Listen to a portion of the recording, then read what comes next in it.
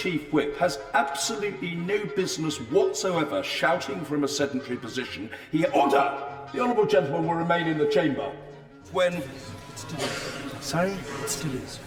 Just call security. Yeah, I know what I'm doing. And since when an amendment has... Order. I know what I'm doing. When he turns up at our children's school as a parent, he's a very well-behaved fellow. Be a good boy! That at Order, any time in our order. history. I apologise for interrupting the Prime Minister. There is simply All far right, too so much. for those of you who aren't British or follow UK parliamentary procedure, I was born in the United Kingdom, so I find this fascinating to watch the House of Commons, and the Speaker, John Bercow, has resigned as the House Speaker. I think he's one of the best House Speakers ever. I really enjoy watching the Prime Minister's questions, and I find it hilarious watching the MPs behind and sitting there like making side comments and everything when someone's speaking. I think it's hilarious. Anyways, so we're sad to see John Bercow leaving as Speaker, and he's been a hilarious guy. Anyway, so let's move on. Okay, so UVXY, we did make changes to the position yesterday.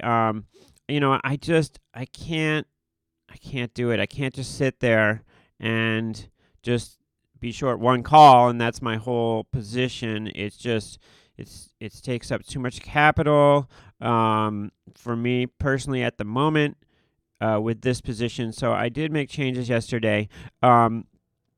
We did come into UVXY short one of the front week 28.5 calls during the day yesterday. Let's take a look at the market, where the markets are right now. But during the day yesterday, I did go ahead and I bought a 28 call paying 94 cents.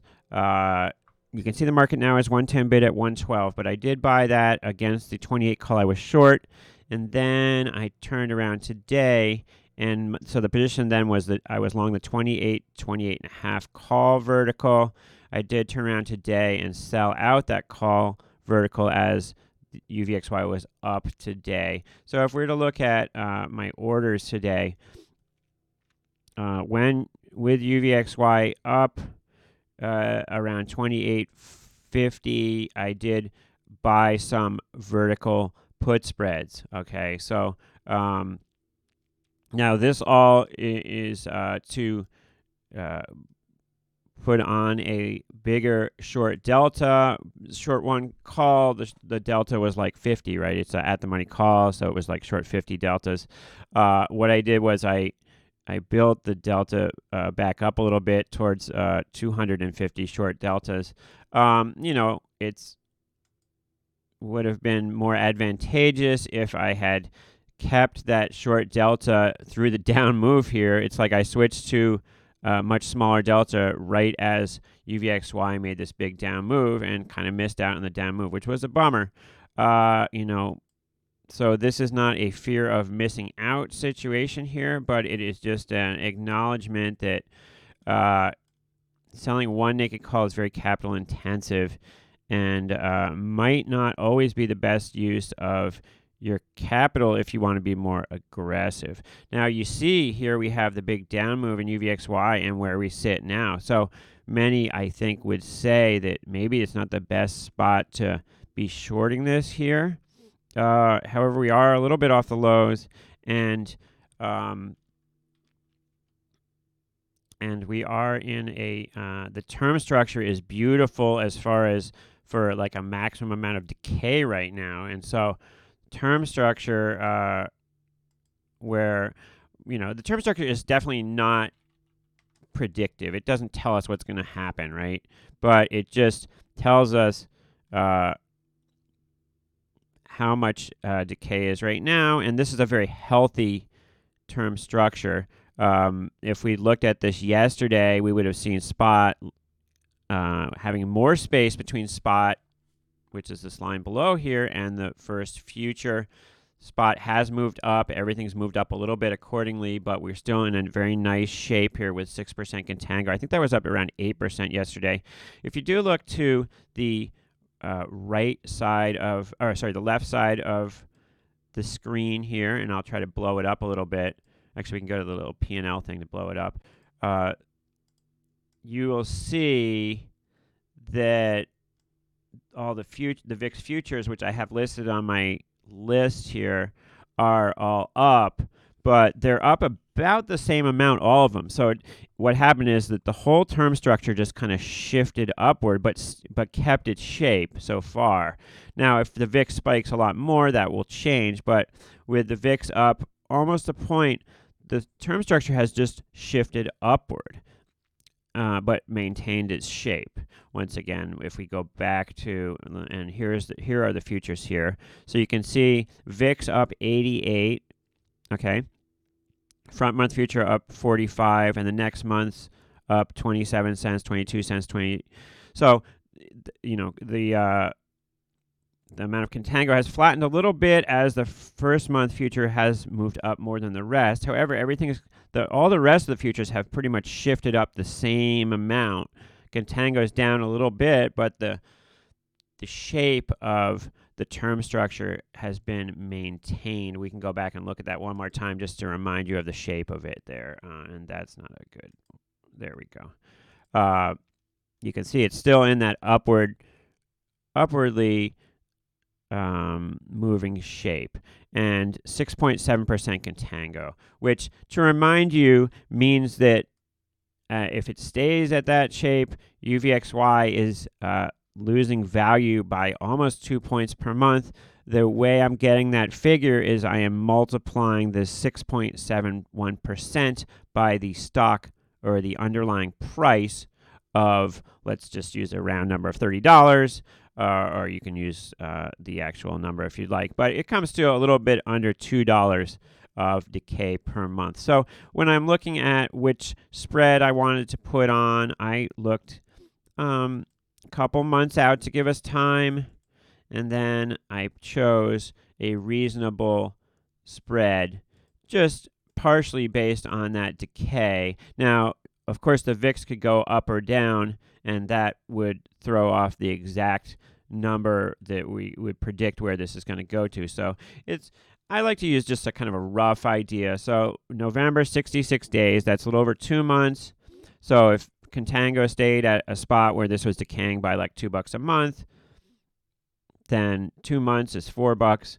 So we're at 28 now, minus 4 is 24. Now, of course, this spread, you know, we don't have to hold this to expiration. It's not like you have one chance to put this on and then it has to stay on until expiration.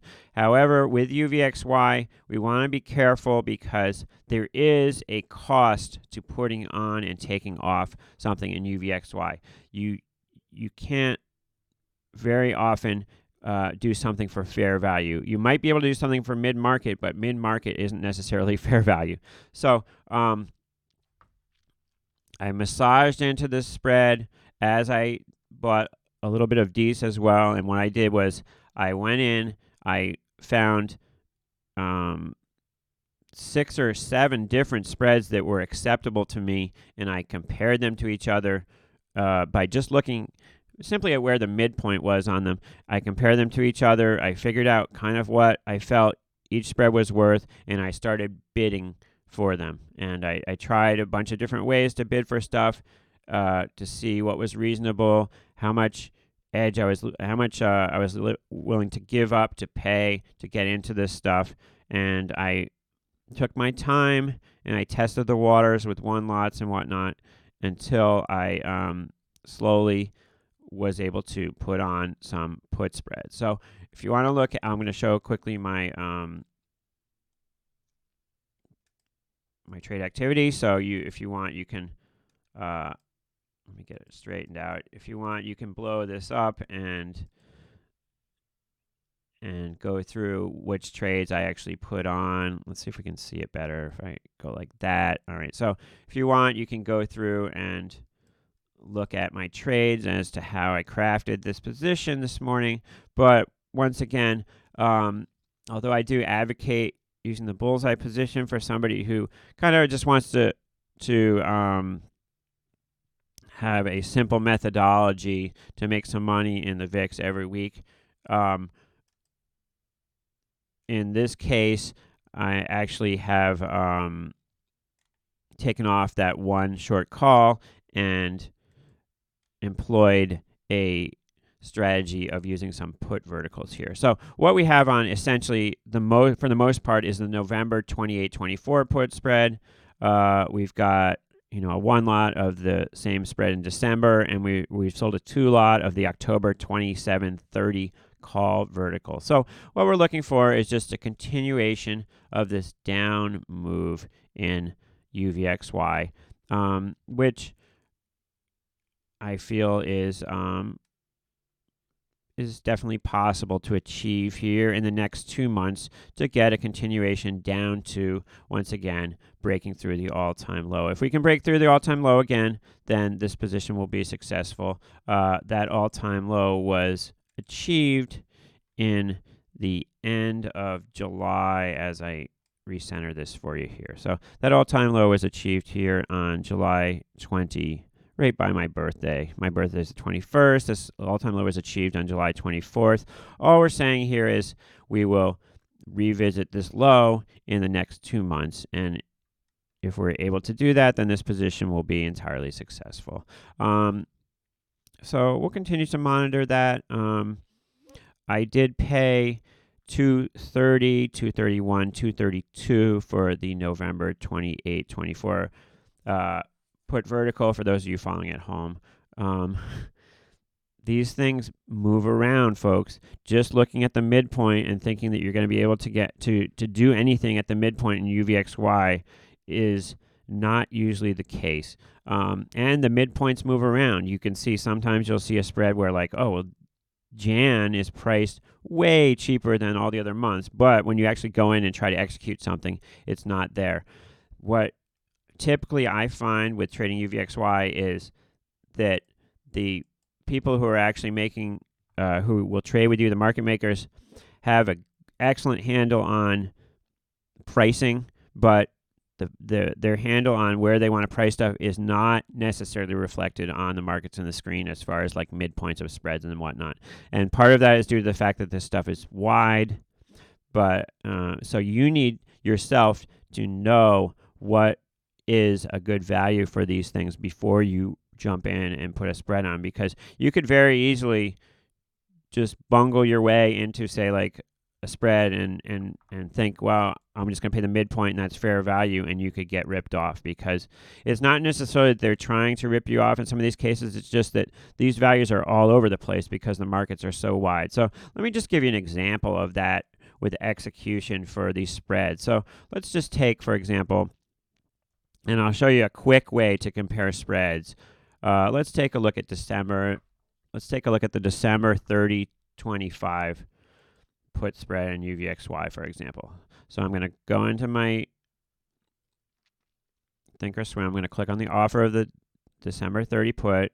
Then I'm going to hold down Control and click on the bid of the December 25 put. Now you want to make sure you click on the actual number, not that letter after the number. If you click on the letter after the number, it's going to bring up a different screen. So when I do this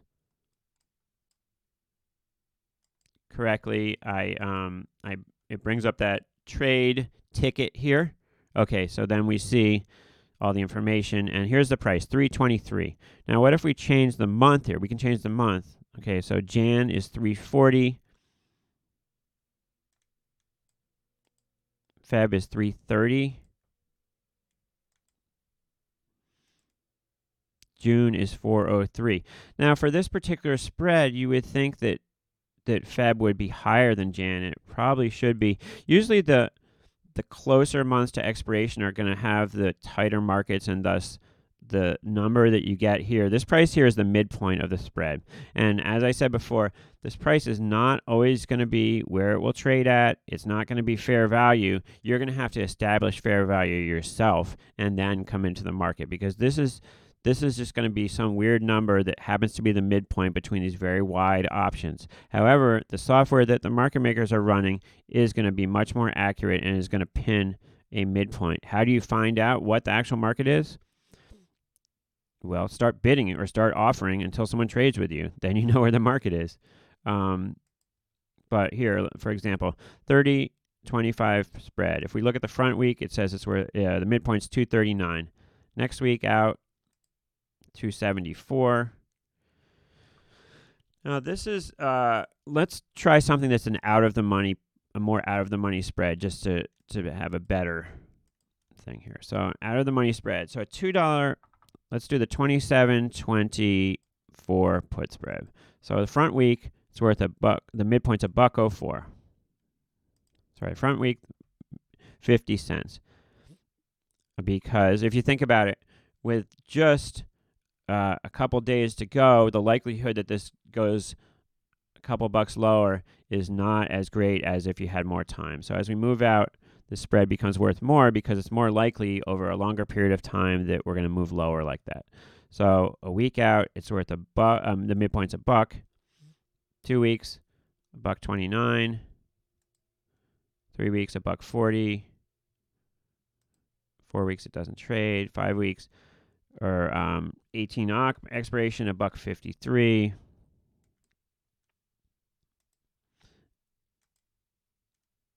Nova, $1.70. And this particular spread probably is okay price because it's fairly liquid.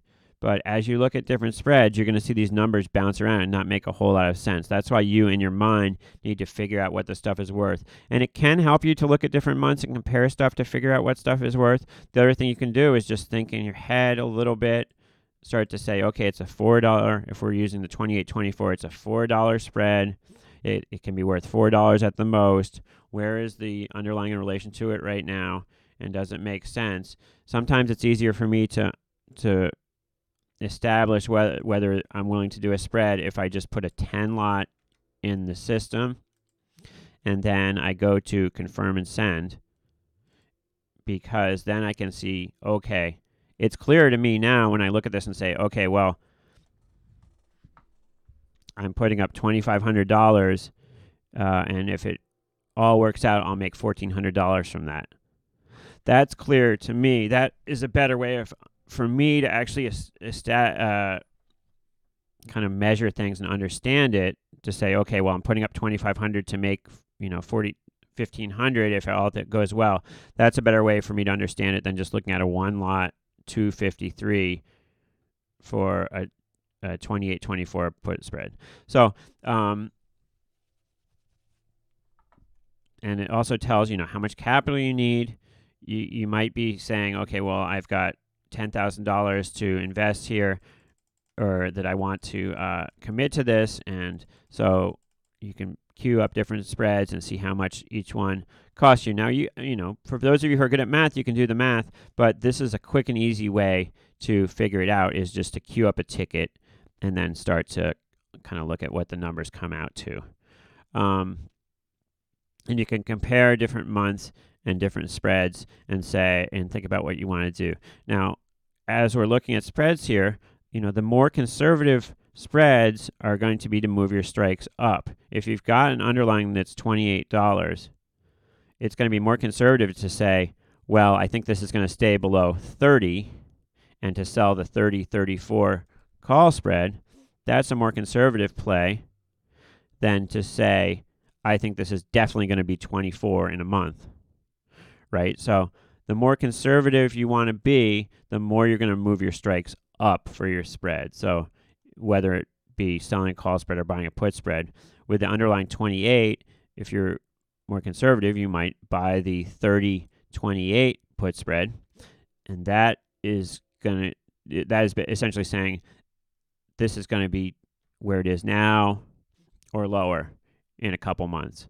That's a safer bet than saying this needs to be below, say, 25 in a couple months. So if you're more conservative, you're going to move your strikes up, and you're going to the reward is going to be less, though, if you're right with the more conservative spreads. The more aggressive you get, the more of a reward financially, but the less likelihood that it's going to come in for you. So you want to strike a balance between, and you want to know yourself, how aggressive you want to be, how much you're willing to risk, and how much stress you want to put yourself under, for one thing. And what is reasonable? What is a reasonable situation? You know, when you see somebody on StockTwits saying, "Oh, UVXY is definitely going to 20 tomorrow," that's not a reasonable assumption. UVXY is not going to 20 tomorrow. 20 is would represent, you know, volatility crashing down to like 11 in one day or something. So that's not a reasonable assumption. Is it reasonable to say that by March, UVXY could be 20? I think that's a reasonable assumption. 192 days, this could get to 20 very easily. However, saying that this could get to 20 by the end of October is much more of a stretch. And options are going to tell you that. If you look at if we pull up a screen that shows delta, that's going to give you the probability here. Okay, so the delta of the 20 SEP 20 call is 0. So this is giving it a 0 chance in 10 days of this going to 20. If we go out to 18 October expiration, chance of this going to 20 by the end of October expiration is 9. There's a 9% chance, according to this, that this gets to 20. Okay. The chance that this gets to 20 by March is 20. There's a 20% chance that this gets to 20 by March. And I would argue that the delta is higher. That the chance is higher due to the fact that this is decaying. But the sheets are giving you a 20 delta. And the fact that this software gives us a 20 delta is another reason to be shorting this, because I think this delta is higher than that. That's my position, and therefore I am willing to trade on these markets because I think there's edge in getting short this. Anyway, I try to throw in a little bit of this theory stuff each day. I know if you were to just look on the surface at a lot of my videos, you see this thing. It says like position update, blah. But hopefully we can cover some more of this execution stuff every day, and it's going to give you the tools you need to make your own decisions. Once again, I don't think that I'm not coming on here to advocate that you do exactly what I'm doing. I'm coming on here to show you the process that one goes through when evaluating options trades, the process that I go through as a position trader to execute and to evaluate options trades, and generally just give you one guy's perspective. Now, you might be very different from me, and you likely are, but that doesn't mean that you can't benefit from my perspective on this stuff. And it's good, if you're just starting out, it's great to have some reference of somebody else who's done this before to kind of see what's going on, because if you're just alone at home and you just pull up the screen, it can be very intimidating seeing all these numbers and all this stuff and trying to kind of decipher what's going on here. So anyways, AIMT, nice rally today, up $1.42. I was looking at the action here. It looks like all the action is, once again, the front month, and the front month appears to be bid up. Volatility has expanded in the front month. Essentially, the prices haven't changed in these options, and they've actually gone up as the stock has gone up. So, for example, if we look here in the front month options, these 20 puts, okay, this is up $1.42. These 20 puts haven't really moved. In a normal stock, they would go down, but these almost haven't moved. And I do notice there's not the activity in like the second month that there was in past days. Look, there's almost no, well, sorry, that's the wrong month. Look, there's almost no trade in the October options today. There is some trade in the at the money in September, and look, there's some call action too, but not the big trades that I think people have put on whatever position they've placed their bets for this event coming Friday, and we haven't seen the big volume trades that we had a couple days ago. But volatility definitely, look, 275 now. This stuff has not come in at all. Every day they're just leaving the prices like this until the event comes. Pretty much that's what's going to happen here. So don't look at this number, because this number is going to go up from 275. In a couple days, it'll be like 375, but it's just going to represent the same prices on these options, because they're not going to decay at all until this event comes. So there you have it. One strategy people use in this kind of situation is to buy some of this stuff like last week, because it's going to hold up, and you can use these options to lean on and stuff. But then you probably don't want to be long this stuff when the actual event happens. Look at this market, by the way.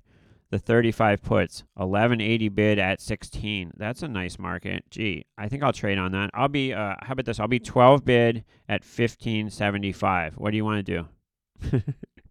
What a crazy market. All right. So, yeah, and somebody was commenting on one of my videos that they saw a ChatterBait link. You've already somebody before you already noticed that. All right, so let's see what happens. Let's take a look at the E-minis for a second, because we know that UVXY is a derivative product, and this is an important chart. This is like the most important chart in my head right now when I think about the market. Is basically that we've rallied up the last few days, and here we are. We're out of that little box here. We're up out of it. Here we are. What's going to happen next? That's where we are. Okay. Thanks for watching. We'll see you next time.